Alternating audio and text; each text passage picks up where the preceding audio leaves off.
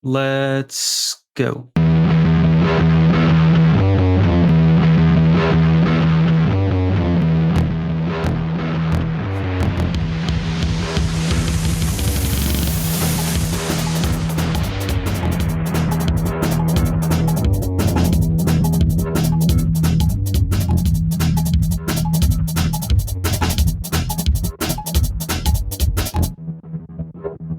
I'm Justin. I'm a general purpose academic librarian, and my pronouns are he and they. I'm Sadie. I work IT at a public library, and my pronouns are they, them. I'm Jay. I'm a cataloging librarian and I guess an organizer, and my pronouns are he, him. And we have guests. Would you like to introduce yourselves? Yeah, I'm Anastasia, she or they pronouns, and I'm a reluctant academic and researcher.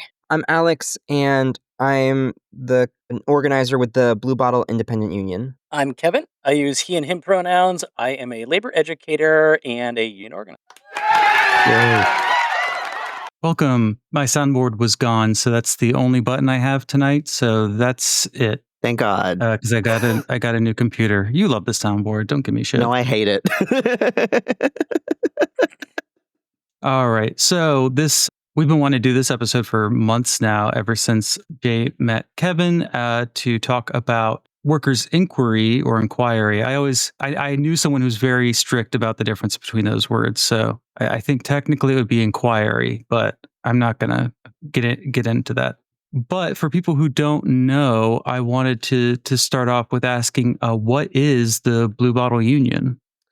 Thanks. Yeah, Blue Bottle is a specialty coffee chain that has roughly 70 locations in the United States and over 100 globally. They are wholly owned by Nestle, which is hated both by ordinary people and by union organizers. We founded our union back in April of 2024 and have been fighting for a first contract ever since. Oh, wow. How many people are involved with like the union? Because I know like the Starbucks one kind of goes location by location. So you've got like 70 locations. How many places are trying to get like a shop organized? Last year, we organized all 6 locations in Massachusetts. And as of, I think, yesterday, 4 locations in the East Bay in California were certified to join our union. So at the moment, I think we have 12% of their United States labor market. But and by certified, is it certified by the union or the NLRB? The NLRB. Okay. Yeah, go ahead. What was I going to say? We've been doing regional bargaining units. So the bargaining unit in the East Bay so far has 4 stores. The bargaining unit in Boston has 6. Okay. So then if you have a contract, it goes for all 6 at once. Yeah. Cool. I guess that answers my second question, which is what is recent activity like? Because this is all recent. I am curious before we get into workers' inquiry, what if there are, well, I guess they're certified and you don't have a contract, so there's not a grievance process yet. But if there are any outstanding issues that the union was working on besides the first contract? We have a ton of unfair labor practices filed against the company, most of which haven't even had a merit decision by the NLRB.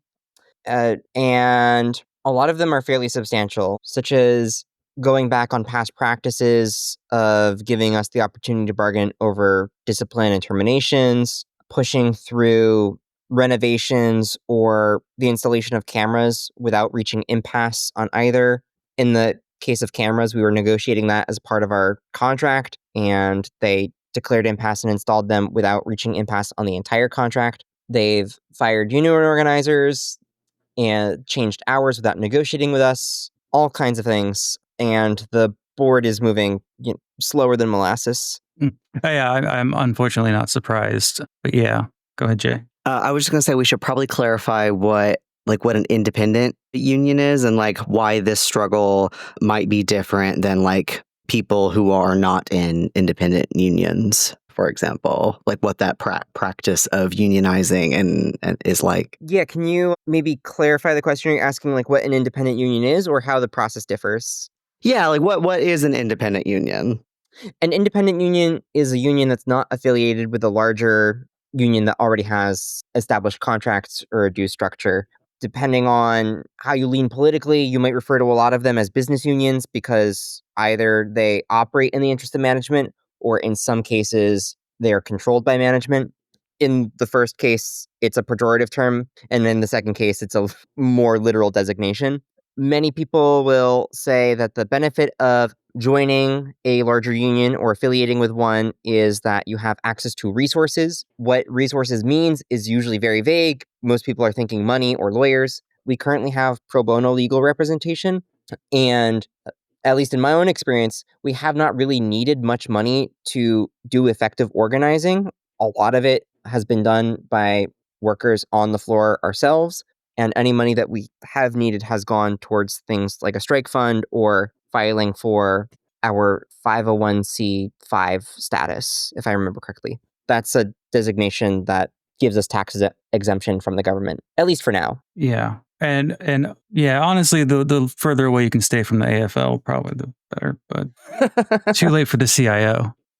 I'm wobbly. I'm going to be snarky this whole time. Awesome. But anyway, so why there's two articles and notes from below that really get into everything, but why specifically did Blue Bottle Union want to start like workers' inquiry on as a strategy? I think that some of the most effective organizing that we've done has been when our coworkers realize that their own experiences are similar to the experiences of other baristas. Having a narrative framework for or understanding of one's own experiences on the shop floor also helps you to investigate further why the workplace is structured in the way that it is. Workers' inquiry has been beneficial to us because it helps workers see their own experiences as part of a larger structure around them rather than existing in isolation. And then as a method, it's beneficial because it creates a feedback loop for collecting experiences or investigating into the experiences of workers on the shop floor and then reflecting them back to the workers. So it's supposed to be a continuous process. Yeah. And I guess maybe Kevin could jump in, but when you're doing this process, is it like iterative? Do you like send out questions multiple times or like, because I know surveying is difficult. So how logistically does this work? Well, I can address that a little bit more generally, but maybe Gonzo can address it first in the context of Blue Bottle. I was contacted by Blue Bottle independent folks maybe about 2 years ago. I wrote an article for Labor Notes on an independent union, a wobbly associated independent out of Portland, Oregon, called the Burgerville Work Union. It was organizing fast food workers there. And one of the only times Labor Notes addressed independent unions. It's only the second time in their entire history they've talked about working class self-activity, which is an important concept that we'll get to later, I'm sure.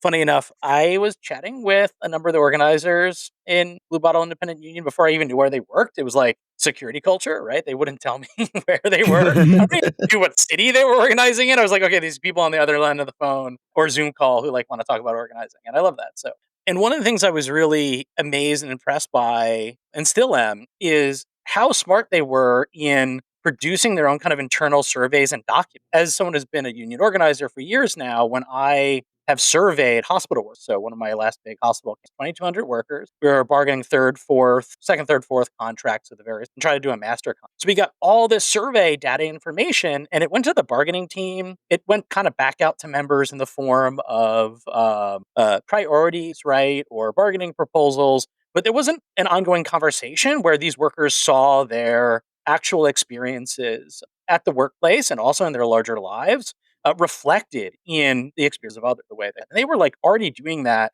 in a really smart way. And it seemed, unlike many other organizing campaigns, to really build power and support and knowledge really from the get-go. It seemed like it was really part of the DNA, which is something that's a little too rare here in the United States. You see that in UK, you see that in Europe, especially Southern Europe, where work inquiries are common. But you don't see that a lot here in the United States, and they were already kind of doing that. So going from the work they were already doing to the cafe sector in general was kind of a jump. But I'm sure both Anastasia and Gonzo have that stuff. Go ahead. I just forget the question. I could talk about workers' inquiry all night. Because, is the question asking iterative? Like how you said it acts as a feedback loop. So how often are you asking questions and getting information back? Because that's a lot of work, right?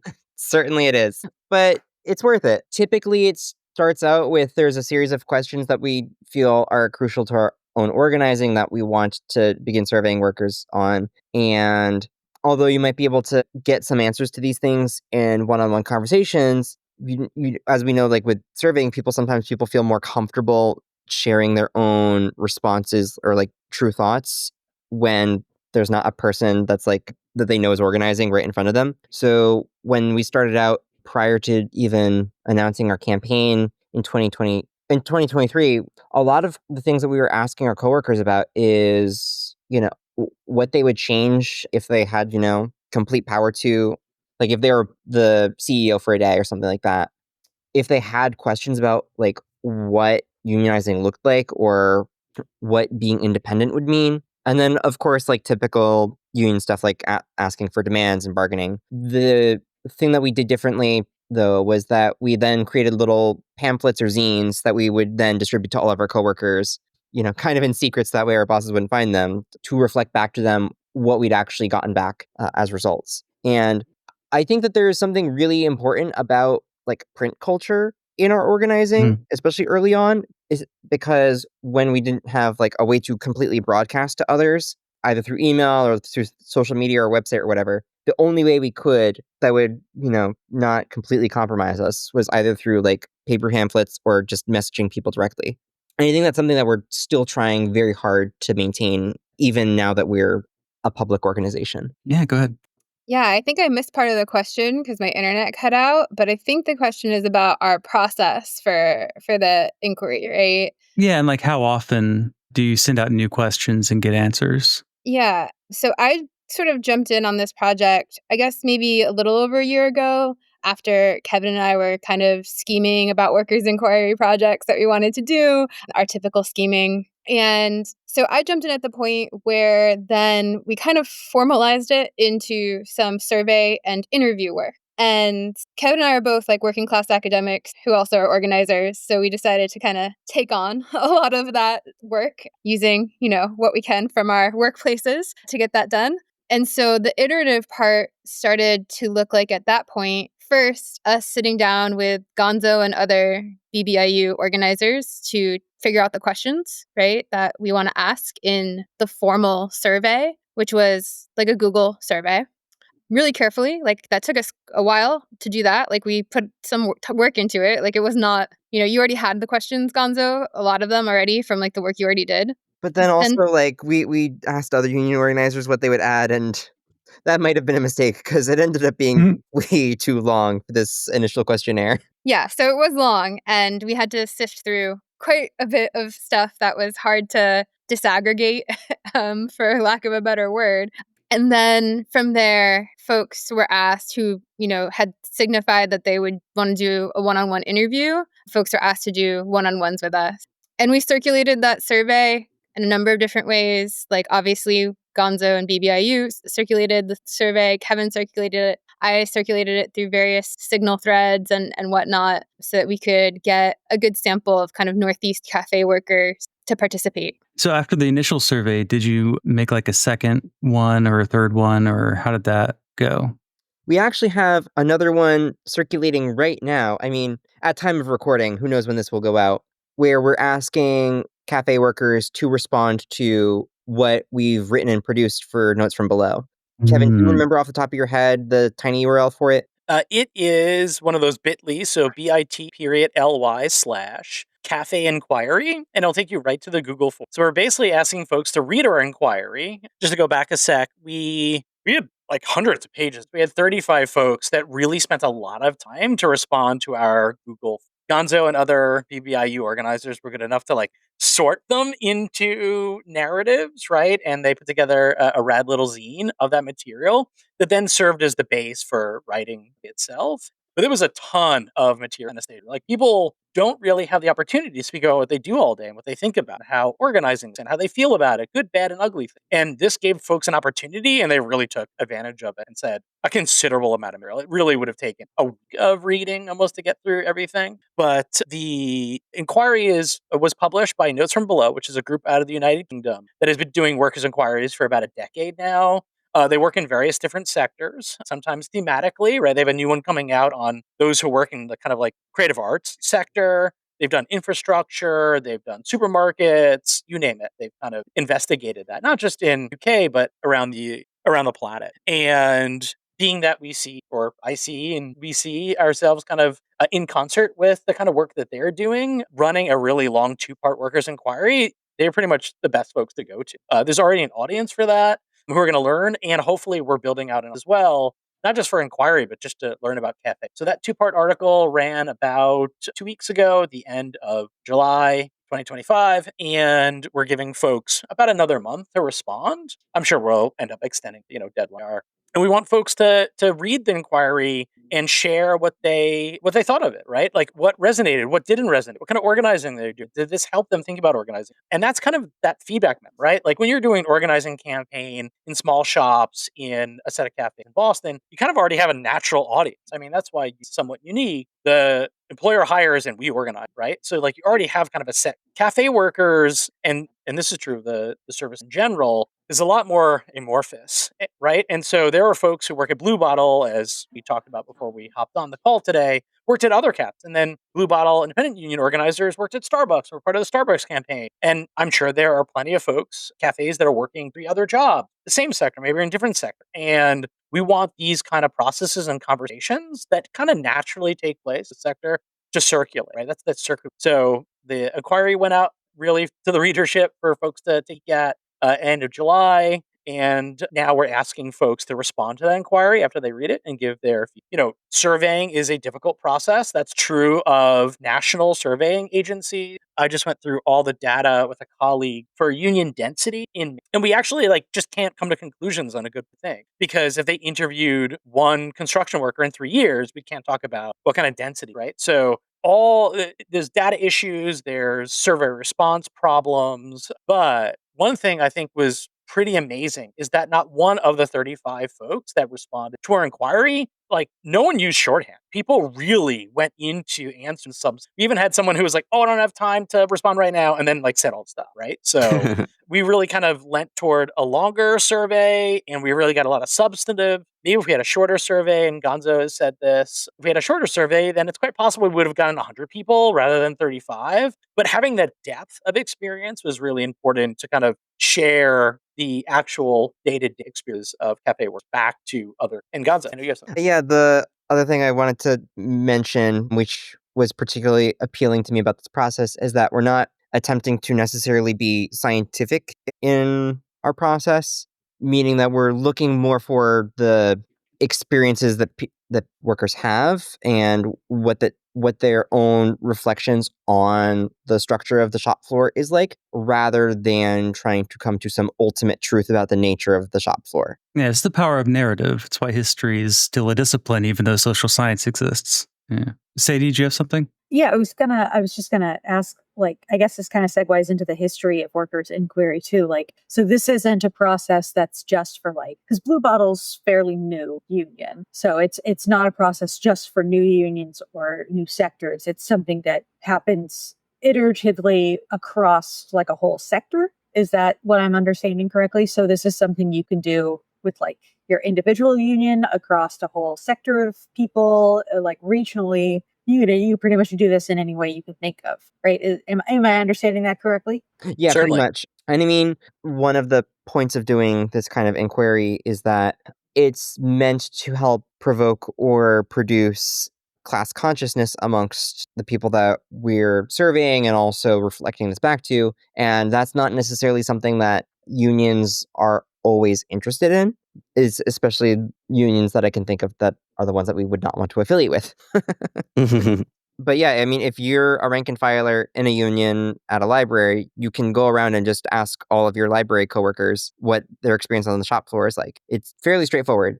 I'll kind of add to what Gonzo just said there and say to your question, the thing about workers' inquiry is that it's you don't have to necessarily be unionized. You don't even have to be in a union. You might not even be considered formally a worker, right? And I think that's what is so intriguing about the method as an organizing tool. And we can see even workers who might not normally be categorized as workers essentially using this method. There's a project called The Work in Us. That's a survey of incarcerated workers led by Stevie Wilson, who's an incarcerated individual. That's essentially a workers' inquiry about the work of being incarcerated. So it's a really rich method for organizing and for, like Kevin said, circulating struggle, right? And seeing where those struggles intersect. Yeah, there was actually a question I had because I kind of ran into some new terminology in especially part one when I was reading it, sort of like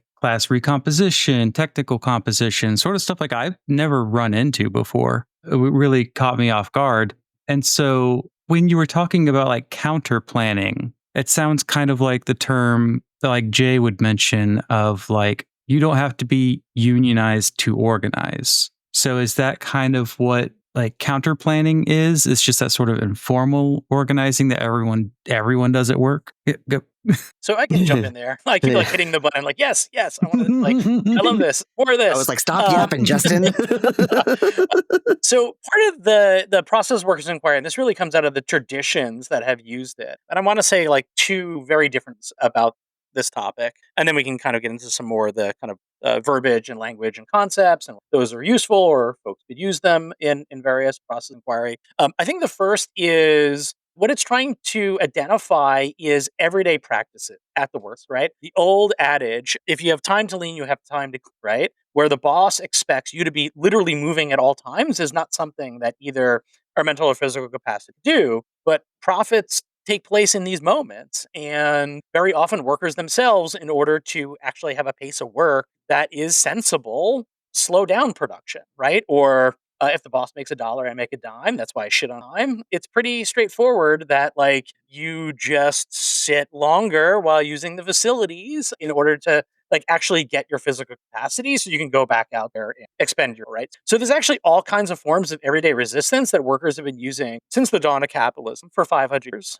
The kind of classic examples, the Luddites, right? They would throw their wooden shoes into the machinery in order to prevent those machines from operating so they actually could like have an actual day off. The Luddites were smart. They weren't just doing that willy-nilly. It wasn't just against technology. They were doing that because they knew different kinds of machines were going to de-skill them, take away their labor, make their actual working days right. So Workers' Inquiry tries to identify not just formal practices or practices that might legislation, but everyday forms of resistance and mutual aid and solidarity in every workplace, formal, informal, even among those that don't consider workers, or typical sociologists or union organizers. And then one other short thing, because I know Gonzo wanted to jump in, and that's that working class culture has always been producing narratives and first persons and, forms of music and poetry and art that speaks about working people's lives on the shop floor and in general, right? Like, is there a direct line between the emergence of first person narratives of work and Workers' Inquiry in the United States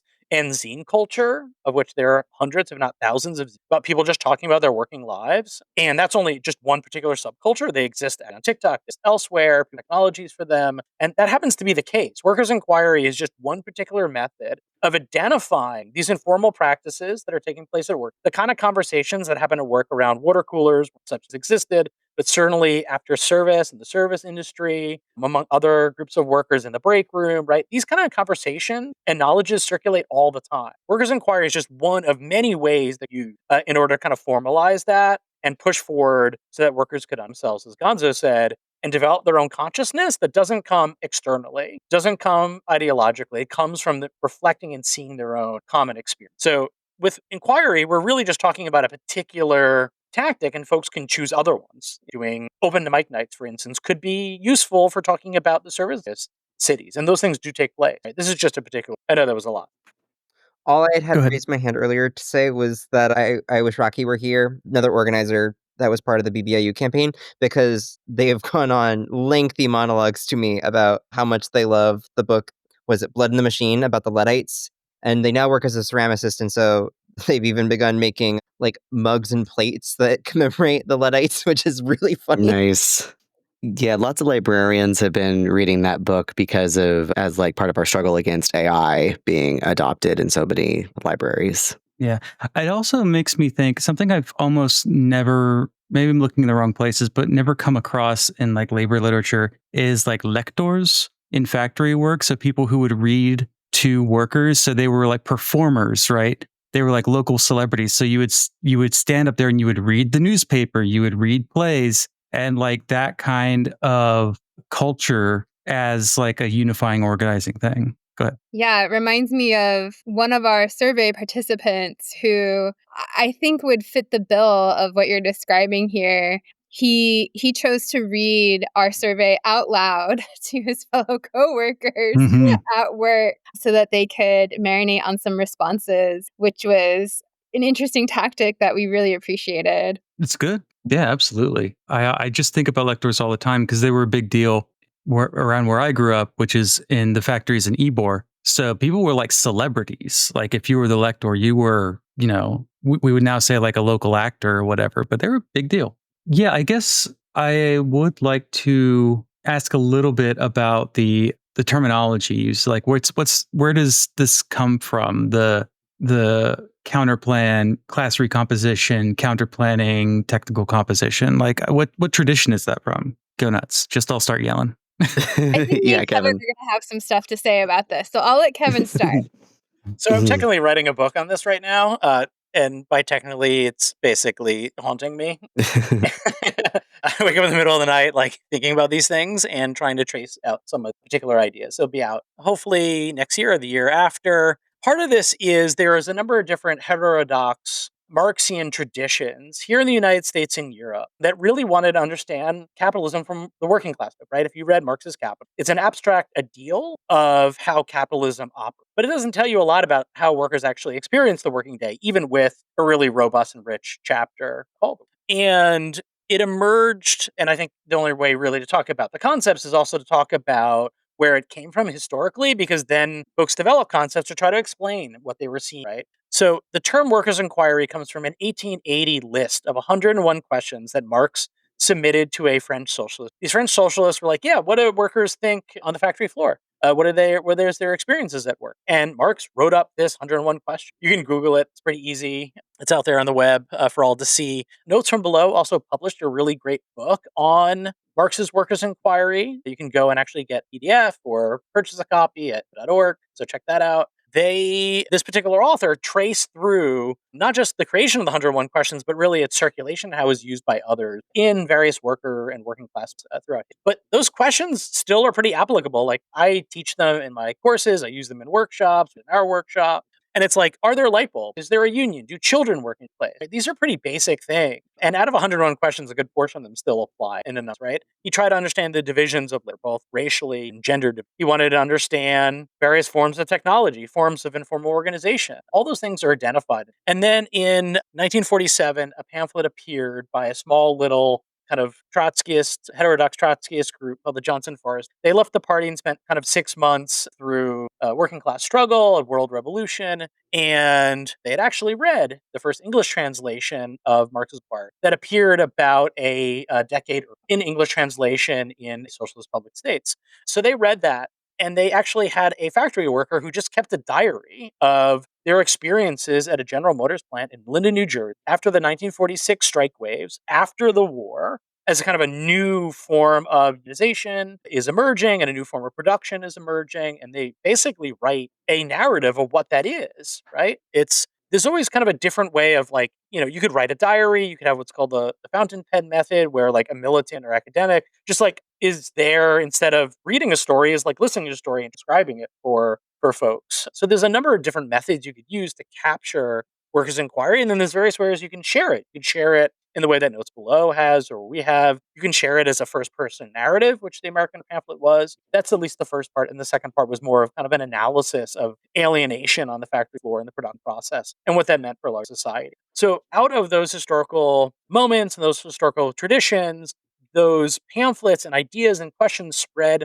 throughout workers' movement across the planet. And folks have used workers' inquiry in order to understand how the factory is operated, and then, of course, because they were producing all this knowledge and all these ideas and all this material was circulated, they then developed a number of concepts to really examine how working people experience work every day. Yeah, sounds like I have reading to do. But of course, Yeah, just let me Justin, know I when was the book is honestly out so I shocked you can hadn't share. heard of this. You No, know so much honestly, Marx stuff. Yeah. well, yeah, it's just specific terminology. Just Yeah. don't know, missed it somehow. My knowledge of everything except for that part. That's why you got to know this stuff. That way, I could say that's something Jay knows. What's sort of the direct hope of the outcome for doing this inquiry? Like what immediately, say for this next survey, the one that we just linked to, what are you hoping is going to come from this step, Alex? So one thing is, I think that it's useful, weirdly, like in union meetings, to have materials like this to share.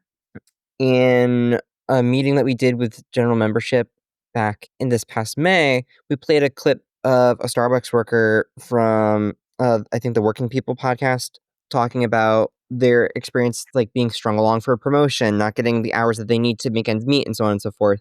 And if you initially ask somebody what their experience at work has been like, or what they would change if they had, ultimate power with them and their coworkers to change anything, it's actually really tough for people to think of things, not because they're disconnected from their own working lives or because there aren't things that they would want to change, but because very often without having their own experiences reflected back to them in some way, they either don't believe change is possible, they in their own minds naturalize the exploitation that they experience and think, oh, that's just the way things are, or they struggle to see their own experiences as anything more collective or having to do with the structure of the workplace. So this is a bit of a cop-out answer, but it's still true that the point of gathering more responses and having people read the inquiry is in order to be able to do more inquiries and have people read the responses. Mhm. There's an element of this of like trying to build up a culture of this within the union and have people actually understand their own working conditions and think about their working lives as something worth investigating.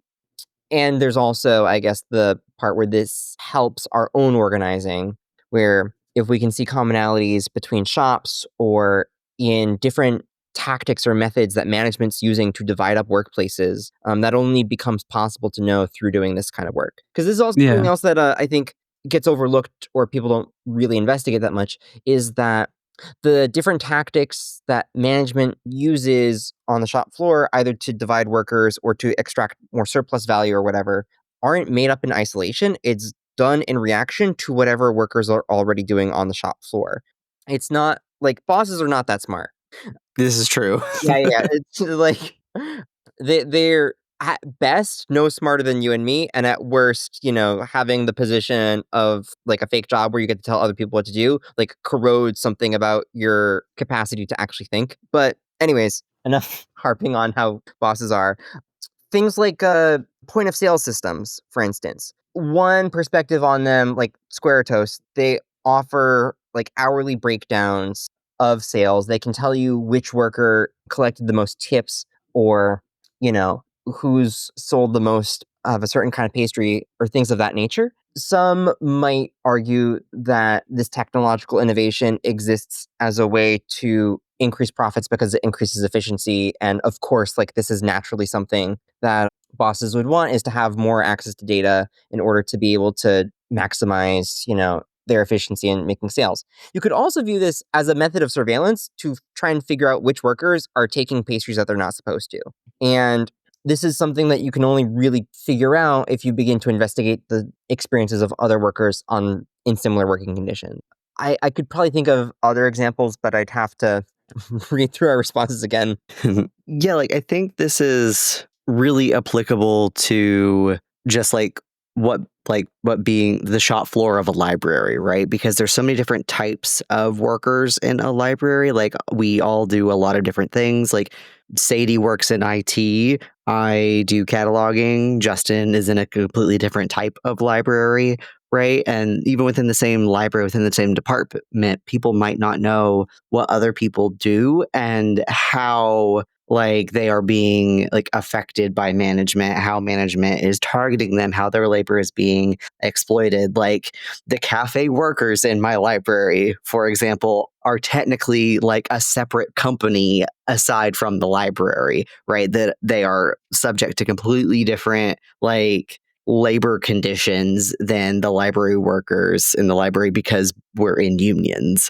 But there's this sort of way that we're also isolated from each other, even in relatively small libraries. And I think learning how even someone who has a completely different role in the library than I do, how they're being affected, how their labor is being exploited, that's powerful. That's how you start working together. Yeah, go ahead. I'll jump in here because what Jay was just describing is kind of answering Justin's question about some of the terminology that we were using from these heterodox Marxist traditions. So, like the technical composition of labor, right? Or of class, right? That's talking about the labor process, right? Exactly this question. How is it literally organized? How are you like triangulated, for example, between like back and front of house, right? And in the survey, you can start to see that, right? Where, not necessarily in our survey, but like if you were to survey people, you could start to see like, oh, there are these conflicts that are being prodded that are actually, it's a management problem. It's not like actually a problem between these workers, right? Right. And so that's like the technical composition. Literally, how is the work organized? Like, how are we distributing different parts of that labor process through the different departments or spaces, right? Like in the workplace. The social composition is then getting to those questions of like, well, who's doing it, right? And like, are we also then, prying on like different forms of marginalization, right? Like, why is it that like certain languages are being spoken in certain parts of the workplace versus Yep. others, right? Like as a exploitation tactic. So those are those two components. And part of this is what we get from notes from below, like kind of theory wise, is that like the process of inquiry, what it can help us do is sort of make what they call the political leap to like string all that together and be like, wait, hold on. No, actually, like I'm not mad at back of the house for being slow. That's not what's happening. Management is like effing up, right? And like making us have this oppositional relationship because they're understaffing us or whatever it is, right? You would be able to actually see that by doing this and by looking at each other's responses, sharing them, having the open mic that Kevin suggested, or circulating a zine or a notes from below link. Yeah. The front of house, back of house issues was really interesting because I've worked in kitchens, and so I was always back of house unless I had to like run out to take over serving or something like you do. Yeah. Now I was, as you were talking, I was just thinking of sort of like the colorism that's used to segregate workers, like Pullman porters would be like very dark skinned, and other people who were run by who were working at the trains would, like lighter skinned people would work clerical jobs and that sort of thing. Lighter skinned Black people. So yeah, the sort of racialization, genderization, like front of house more female dominated, back of house more male dominated, all that kind of stuff. Go ahead, Alex. I mean, you mostly touched on what I was gonna say, and I think, like Anastasia said, the interesting thing here about the political leap of joining the technical and the social composition of the workplace is then you begin to ask, how is it that certain populations are pushed into this kind of work? Like most of the cafe workers that we surveyed are queer or gender marginalized in some way, and I think that that's fairly representative of like the sector as a whole. And it's interesting how different populations are pushed into work that others won't do or I mean, exploit. yeah, I mean, like I remember how I've had multiple friends who left their like white collar office jobs because they started to transition, and the best way to get surgeries and healthcare covered was to get hired by Starbucks, because at the time then, even if you were part-time, like as long as you worked a certain amount of time, then they would cover your surgeries, right? So I had multiple friends like move into the cafe like barista sector just for the fact of transitioning.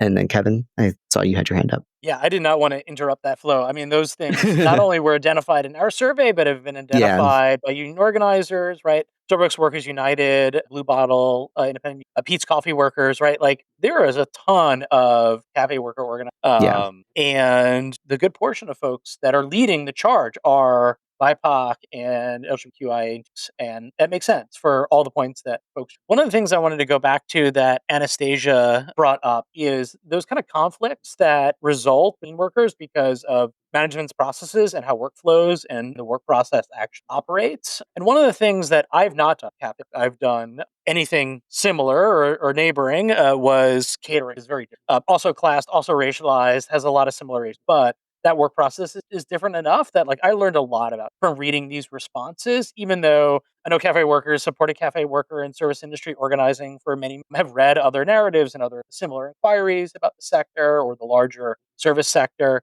And what is obvious, I think, in our inquiry, and that's true of inquiry in general, is that people's perspectives on their work is contradictory. Folks reported very often that like they love their coworkers, they love coming to work, they love working with their coworkers, they love creating a sense of community, they have their regular customers, but also like then they're also being stalked and sexually harassed, or being mistreated because they're wearing pronoun buttons, right? There's all kinds of contradictory and complex experiences, especially those who deal with the general public, like cafe workers experience.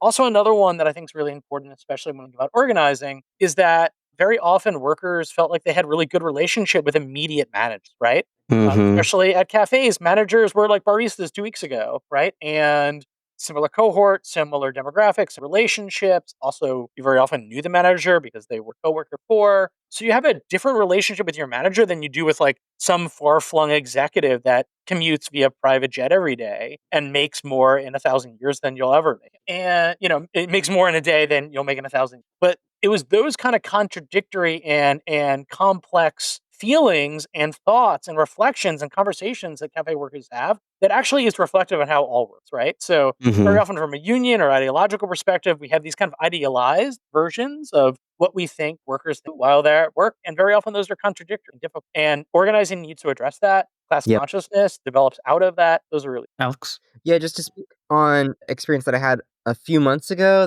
or actually, no, this is almost a year ago, but it stuck with me.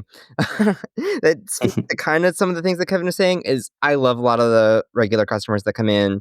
Sometimes, though, because of the nature of where the shop I'm at is located, people, even if they're very friendly, will come in that are politically opposed to the things that I stand for. Like, I saw this one elderly gentleman come in, and he was wearing like brown overcoat and a Lehman Brothers baseball cap. And he was old enough, he was like in his 70s. So he was old enough where it was not like some post-ironic thing. Like commenting on the nature of, finance is something that we all aspired. It wasn't any of that. I'm pretty convinced that he either like worked for Lehman Brothers or had somebody in his life that worked for Lehman Brothers. And I still had to be friendly to him and serve him coffee, even though that is not something that I would ever support. And like, I would want to ask him, like, aren't you ashamed of yourself to show your face in public supporting that?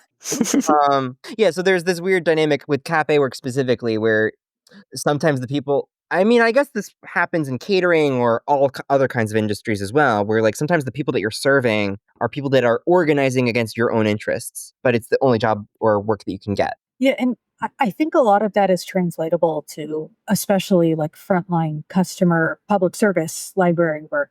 As somebody who both worked as barista for a long time and first job 5 or 6 years before moving on to working in public service in a library before I went into IT, I had regular patrons that I absolutely loved to chat up, loved to see.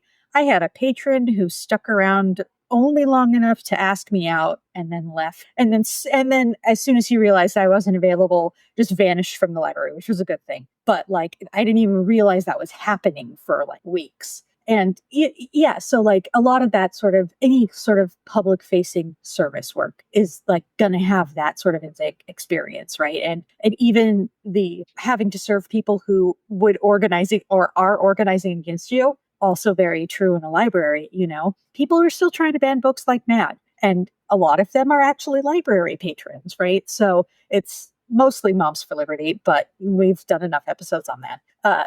But yeah, so I feel like your guys' workers inquiry can really span across so many people's experiences, and it was a really interesting, good thing to read as a former barista and current library worker.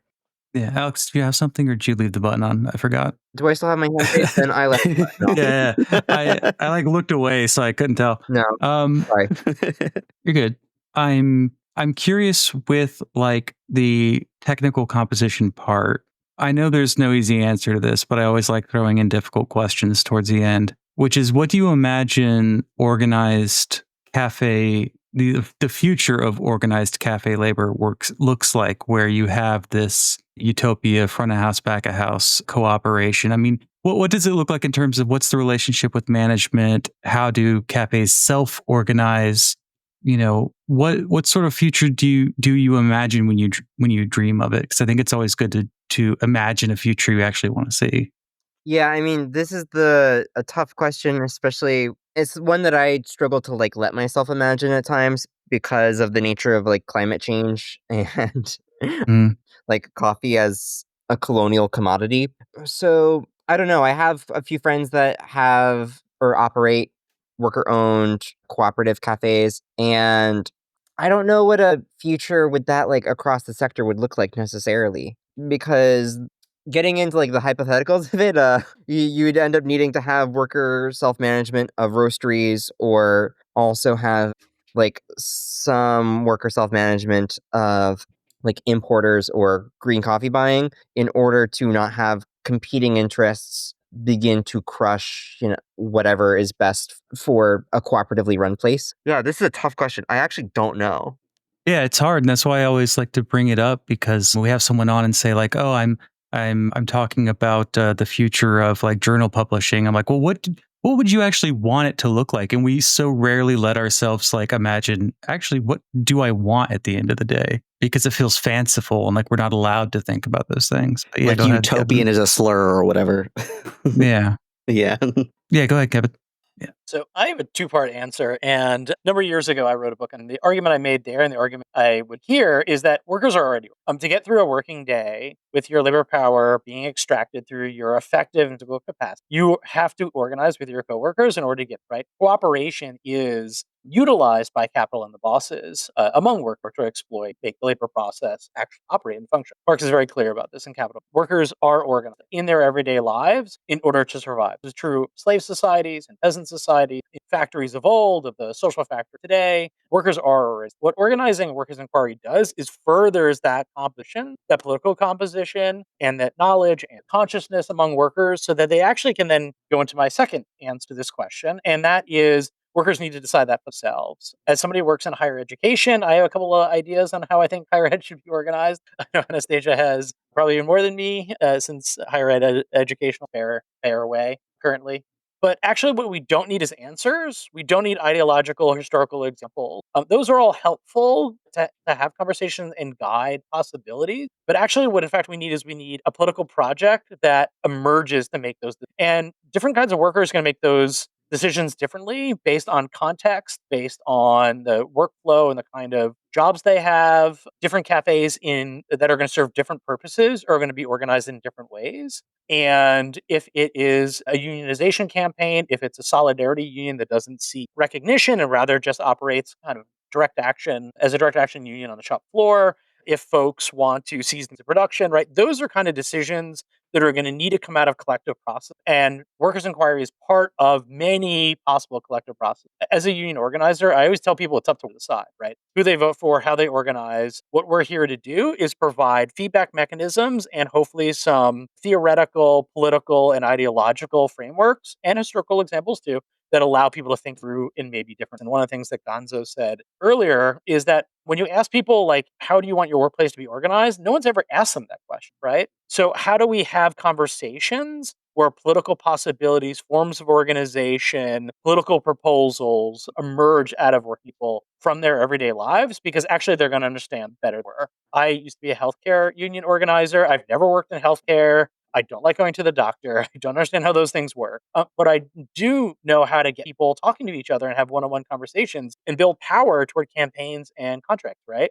I always told my healthcare workers, you're the expert on your job. You're going to understand it. No one else is going to understand that better. And what Inquiry does is it facilitates the process of folks, say, at a hospital, understanding those who check you in or those who provide medication or those who from appointment to appointment, those who clean rooms, right? Those jobs are very isolated. And unless you have the opportunity to talk to somebody how your hospital is organized, you don't understand how other work operates. So it's not even that you see yourself in these narratives, conversation, the organizing process, but also you see others and understand their own experiences at work. And Inquiry does that, really. So two-part answer is workers are already organized. They organize in their workplaces, a larger society. And actually, what Inquiry does and seeks to do is create the possibility of creating political projects to answer political questions that the three of us couldn't answer and 300 of us couldn't. This is going to have to emerge from the working class itself and from those who are doing these.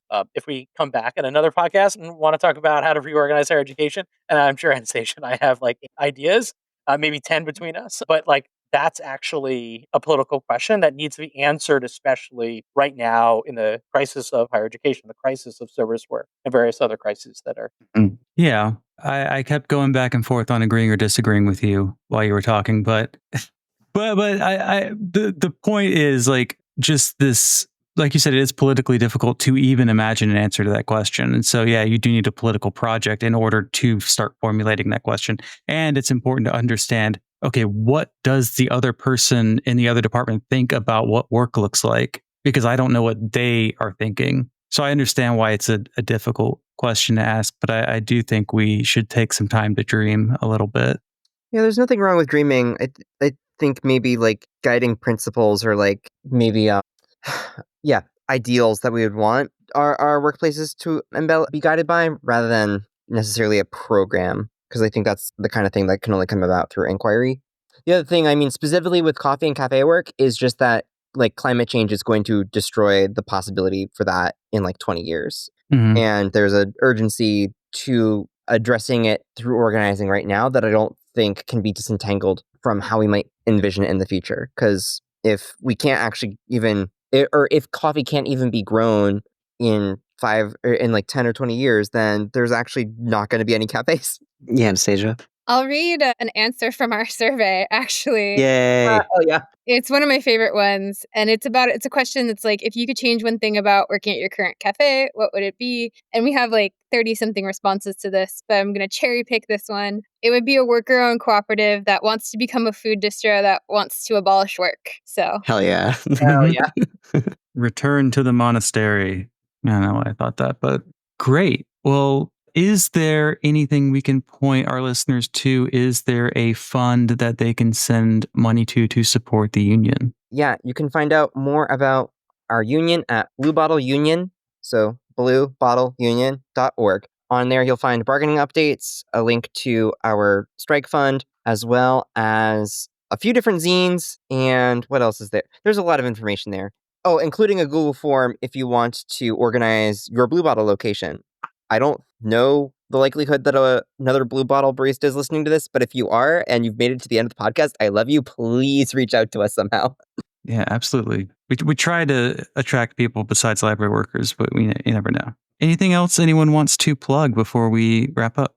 I'm just going to say again that if folks are listening that aren't cafe workers or library workers, check out Notes from Below. Check out, which is a journal out of the UK that we published with earlier. Check out Long Haul magazine, a new publication that's sharing worker stories. Take a look at New Labor Forum, which is a more academic labor publication, and they'll talk about organizing and then have a worker story. Take a listen to the Working People podcast, which is amazing in sharing worker stories, right? There's 300 plus episodes now. There's a lot of actually opportunity to learn about what you do all day while at work in your field and others, and the opportunity to kind of reflect back on your own working conditions when someone else is talking about them not only de-isolates us as working people in a capitalist society, but also allows us to learn about the struggles and daily lives of other folks out there. So there's plenty of opportunity to do that. Check out those other resources and the like. Yeah, Anastasia. yeah. And if you are a cafe worker, you can go to workersinquiry.org and access our survey. And also plug that I think for in the future, we'll be interested in helping facilitate the launch of other inquiries across other sectors and industries. So yeah, check out the stuff we're doing, read all about BBIU, send them some funds. Yeah. Nice. Yeah, like we've done episodes in the past of like day in the life where it was like, what do we do in our jobs? What does that look like? Or like non-librarian library workers have come on to talk. So like if you're listening to this podcast and you just want to yap about your job, get in touch. We Yeah. want you on especially to yap. especially if you work in housekeeping or facilities or a cafe in a library. If you are doing a librarian job, we would love to have you on. That was our dream, to get a facilities person. Could not find someone to bring on, but if you know someone who would like to come on talk about their job, yeah, that was, what did we call those? A There's a Day whole in the series. Life? I can't even remember. Yeah, it was in just Life? a day of the life. Yeah. Okay, Or something like that. Yeah, I think Poddam America had a series that I was ripping off, and it was service workers. It was called "Thank You for Your Service." So yeah, listen to those episodes. Actually, they're really good. Poddam America. My co-host Jake Flores on my other podcast, Preacher and the Slave. Listen to it. It has nothing to do with libraries or work. It's a religion podcast, but I'm plugging it because it's still up and going. But yeah, thank you for your service episodes are really good. All right. Well, thank you all so much for coming on. And Yeah, I'm this was going great. to send a donation to Blue Bottle on behalf of our generous funders who have funded the show for the next year. So I will send that your way. All right. Good night.